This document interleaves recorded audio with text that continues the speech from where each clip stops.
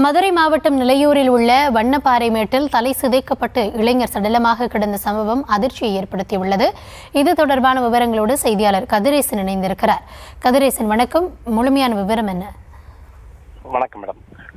திருப்பரங்குன்றத்தை அடுத்துள்ள நிலையூர் சேன்பீட்டு வாழநேந்தல் கிராம பகுதியில் வண்ணாம்பாறை என்ற இடத்தில் ஒரு மர்மமாக முறையில் தலையில் பின்பு வெட்டுக்காயத்துடன் கைகால் ஒரு வெட்டுக்காயத்துடன் ஒருவர் இறந்து கிடந்தார்.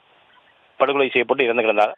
இவர் குறித்து தகவல் அறிந்து ஆக்சிடென்ட் போலீசார் விரைந்து வந்து சடலத்தை மீட்டு பார்த்தபோது பல்வேறு காயங்களோடு இருந்த நபரை விசாரித்த போது இவர் வாடிப்பட்டி ஐயங்கோட்டை புதூரை சேர்ந்த குமார் மகன் மவுதன் என தெரிய வந்தது.